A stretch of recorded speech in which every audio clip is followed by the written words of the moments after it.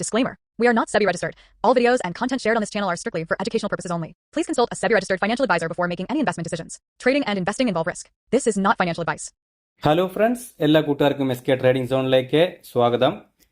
നമ്മൾ ഞായറാഴ്ച ദിവസങ്ങളിൽ 2-3 സ്റ്റോക്കുകളുടെ ചാർട്ടിൽ പോയിട്ട് അനലൈസ് ചെയ്യാറുണ്ട്. കൂടാതെ നമ്മൾ എല്ലാ ദിവസത്തെയും പോലെ നിഫ്റ്റി അതുപോലെ സ്മോൾ ക്യാപ്പിൻ്റെ ചാർട്ടിലോട്ട് പോകാം. നമുക്ക് ട്രെൻഡൊക്കെ എങ്ങനെയാണെന്നൊക്കെ മനസ്സിലാവാൻ വേണ്ടിയിട്ട് നമ്മൾ ഈ ഒരു ഇൻഡെക്സും കൂടി നമ്മൾ എപ്പോഴും പരിശോധിക്കുന്നത് വളരെ നല്ലതായിരിക്കും.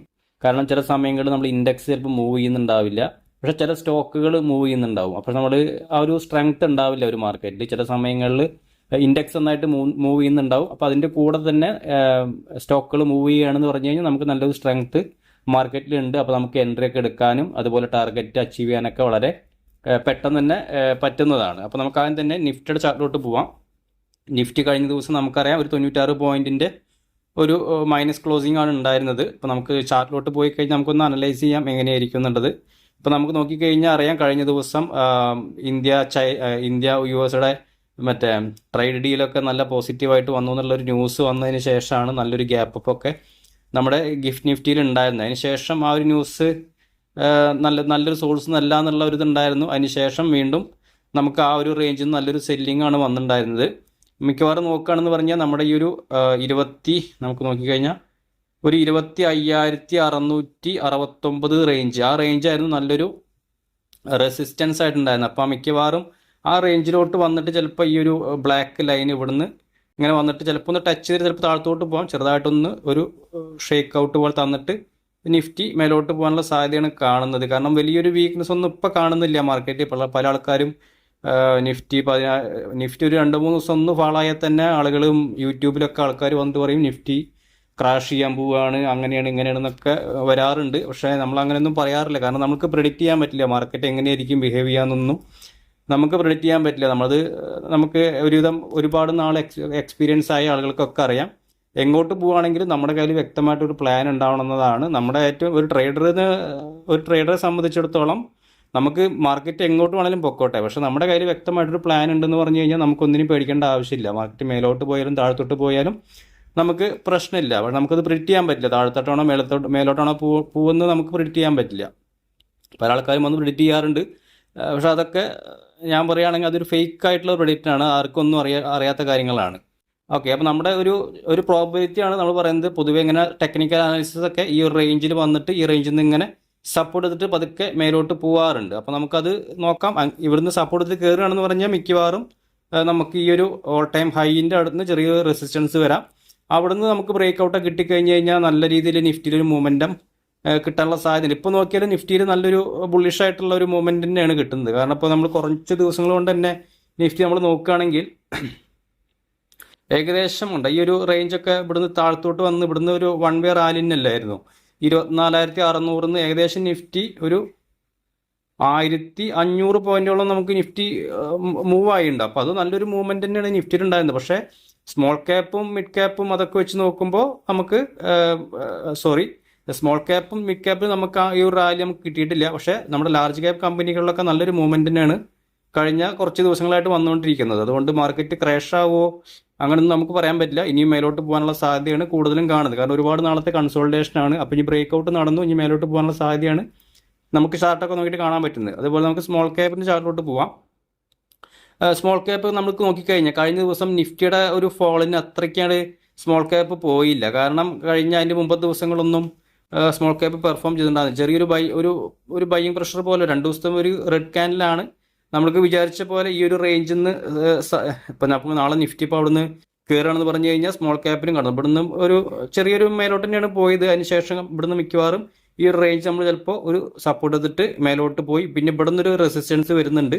അപ്പോൾ ചിലപ്പോൾ അവിടുന്ന് ഒരു ചെറിയൊരു പുൾ ബാക്ക് വന്നിട്ട് മേലോട്ട് പോകാനും സാധ്യതയുണ്ട്. അപ്പോൾ ഈ രീതിയിൽ നമുക്ക് വേണമെങ്കിൽ നമുക്ക് ടെക്നിക്കൽ അനാലിസിസ് വെച്ചിട്ട് ഈ രീതിയിൽ നമുക്ക് മൂവ് ചെയ്യുന്നുള്ള ഒരു പ്രഡിക്ഷൻ നടത്താവുന്നതാണ്. പ്രഡിക്ഷൻ എന്ന് പറഞ്ഞു കഴിഞ്ഞാൽ ഞാൻ നേരത്തെ പറഞ്ഞ പോലെ നമുക്ക് പ്രിഡിക്റ്റ് ചെയ്യാൻ പറ്റില്ല, പക്ഷേ ചാർട്ടുകൾ നമുക്ക് അനലൈസ് ചെയ്യാൻ പറ്റും. കാരണം ഹിസ്റ്റോറിക്കലായിട്ടുള്ള മൂവ്മെൻറ്റും കാര്യങ്ങളും വെച്ചിട്ട് അത് വെച്ചിട്ടാണ് നമ്മൾ സ്റ്റോക്കുകളാണെങ്കിലും ചാർട്ടുകളാണെങ്കിലും എല്ലാം അനലൈസ് ചെയ്യുന്നത്. ആ രീതിയിലാണ് ഞാൻ പറയുന്നത്. ഓക്കെ, അപ്പോൾ ഇതാണ് നമുക്ക് 2 ചാർട്ടുകൾ നോക്കിയിട്ട് നമുക്ക് നോക്കാൻ പറ്റുന്നത്. അതുപോലെ നമുക്ക് നാളത്തേക്ക് നോക്കാൻ പറ്റിയ 2-3 സ്റ്റോക്കുകൾ നോക്കാം. നമ്മൾ ബൈ സെൽ റെക്കമെൻഡേഷൻ അല്ല, ജസ്റ്റ് എഡ്യൂക്കേഷൻ പർപ്പസിനാണ് വീഡിയോസ്. ഓക്കെ, നമുക്ക് ആദ്യം തന്നെ ഒരു സ്റ്റോക്ക് നോക്കാം. സ്റ്റോക്കിൻ്റെ പേര് ചോളഫിൻ എന്നാണ്. Cholamandalam investment and finance corporation limited എന്നാണ് തോന്നുന്നു. ഒരു 1733 ട്രേഡ് ചെയ്യുന്നത്. കഴിഞ്ഞ ദിവസമാണെങ്കിലും സ്റ്റോക്കിൽ നല്ലൊരു മൂവ്മെൻറ്റ് ഉണ്ടായിരുന്നു, ഒരു 2-3% ഒരു മൂവ്മെൻറ്റ് ഉണ്ടായിരുന്നു. കൂടാതെ ഈ ഒരു സ്റ്റോക്കിൻ്റെ ഒരു നല്ലൊരു ബ്രേക്ക് ഔട്ട് റേഞ്ചാണ്. ഞാനൊരു വീക്ക്ലി ചാർട്ട് എടുത്തു കഴിഞ്ഞാൽ നമുക്ക് കുറച്ചുകൂടി ക്ലിയർ ആയിട്ട് ഓക്കെ. വീക്ക്ലി ചാർട്ട് എടുത്തു കഴിഞ്ഞാൽ നമുക്ക് നല്ലൊരു വീക്ക്ലി ക്യാൻ ക്ലോസിംഗ് ആണ് കിട്ടിയിരിക്കുന്നത്. കാരണം അപ്പോൾ 2024 സെപ്റ്റംബറിൽ വന്നതാണ്. ഒരു വർഷത്തോളം ഉള്ള ഒരു റേഞ്ച് ബ്രേക്ക് ഔട്ടിലാണ് ഇപ്പോൾ ഈ ഒരു സ്റ്റോക്ക് നിൽക്കുന്നത്. അപ്പോൾ ഏകദേശം ബ്രേക്ക് ഔട്ട് നടന്നിട്ടുണ്ട്. അപ്പോൾ നമുക്ക് ഇതിലേക്ക് ഒരു എൻട്രി എന്ന് പറഞ്ഞു കഴിഞ്ഞാൽ ഇപ്പോൾ ഈ കറണ്ട് മാർക്കറ്റ് പ്രൈസിൽ തന്നെ കിട്ടുകയാണെങ്കിൽ നല്ലതാണ്. ചില സമയങ്ങളിൽ ചിലപ്പോൾ മാർക്കറ്റ് ഇതിൻ്റെ താഴ്ത്തിട്ടായിരിക്കും ഓപ്പൺ ആവുക. അതിന് ശേഷം പതുക്കെ മേലോട്ട് പോണ സമയത്ത് ഒരു 1 hour ക്യാൻഡൊക്കെ ഇതിൻ്റെ മേലെ സസ്റ്റെയിൻ ചെയ്യുകയാണെങ്കിൽ നിങ്ങൾക്ക് എൻട്രി എടുക്കാവുന്നതാണ്. അപ്പോൾ അങ്ങനെ എൻട്രി എടുക്കാൻ താല്പര്യമുള്ളവർക്ക് അങ്ങനെ ചെയ്യാം. സ്റ്റോപ്പ് ലോസ് നമുക്ക് ഈ ഒരു ക്യാൻഡിൽ താഴെ വയ്ക്കാം. കുറച്ച് വലിയ സ്റ്റോപ്പ് ലോസ് ആണ് വരുന്നത്, കാരണം ഇതിൻ്റെ നല്ല സപ്പോർട്ട് റേഞ്ച് ഈ ഒരു റേഞ്ചാണ് വരുന്നത്. ഞാൻ ഇതിൻ്റെ റെഡിലൊന്ന് മാർക്ക് ചെയ്യാം. നമുക്ക് സ്റ്റോപ്പ് ലോസ് ആയിട്ട് ഒരു 1646 സ്റ്റോപ്പ് ലോസ് വരുന്നുണ്ട്. അപ്പോൾ നമുക്ക് ഇതിൻ്റെ ടാർഗറ്റ് എന്ന് പറഞ്ഞു കഴിഞ്ഞാൽ ഏകദേശം ഒരു 1830 വയ്ക്കാം. നമുക്ക് 1830 റേഞ്ച് നമുക്ക് ടാർഗറ്റ് വയ്ക്കാം. ഓക്കെ, 1830 ആണ് കേട്ടോ നമുക്ക് ടാർഗറ്റ്. ഓക്കെ, 1830 ഞാൻ 1830 ആക്കാം, ഇല്ലെങ്കിൽ കൺഫ്യൂഷൻ ആവണ്ട.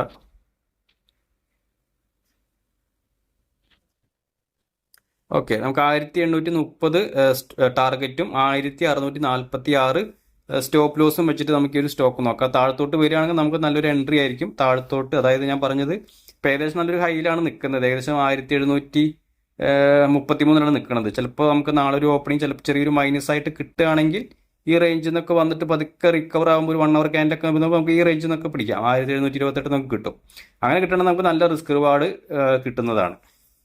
അതാണ് ആദ്യത്തെ ഒരു സ്റ്റോക്ക്.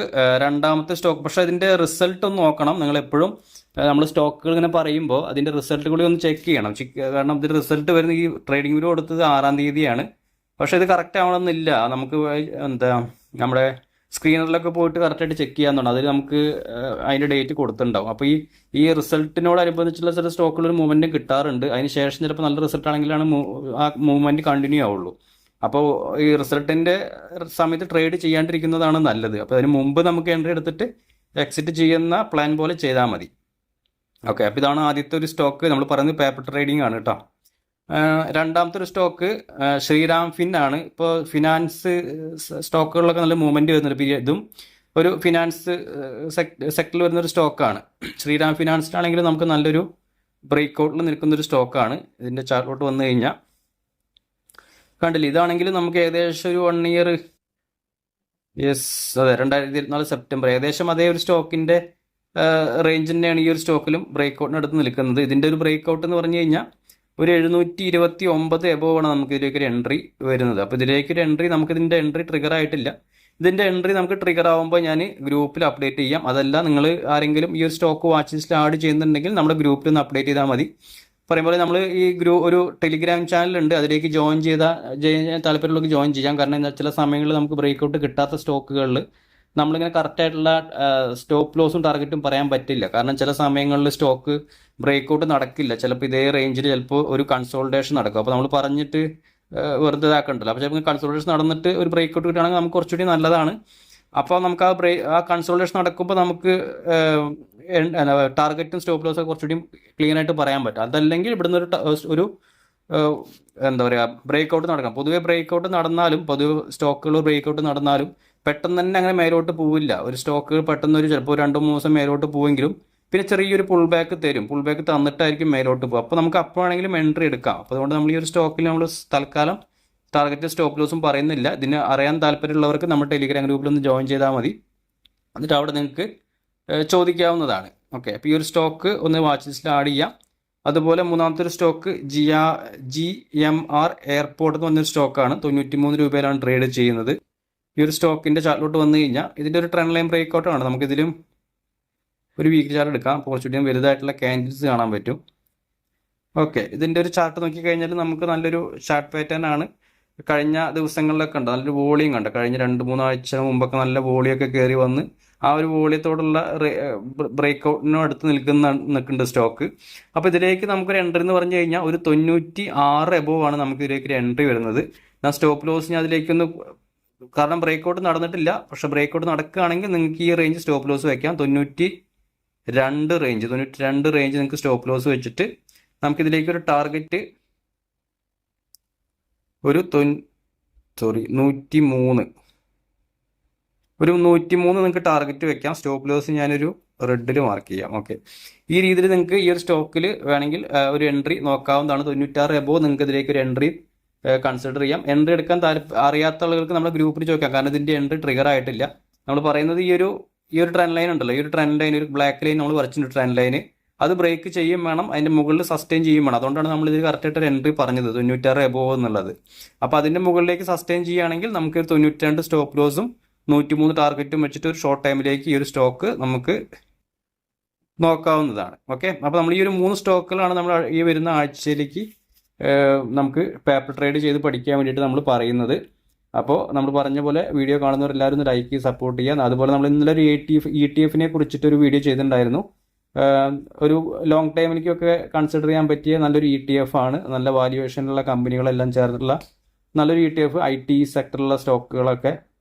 അപ്പോൾ കാണാത്തവർ അതൊന്ന് വാച്ച് ചെയ്യുക.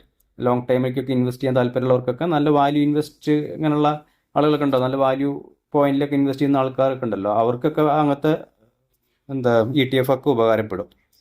അപ്പോൾ ഓക്കെ ഫ്രണ്ട്സ്, നമുക്ക് നാളെ മറ്റൊരു വീഡിയോ ആയിട്ട് കാണാം. താങ്ക്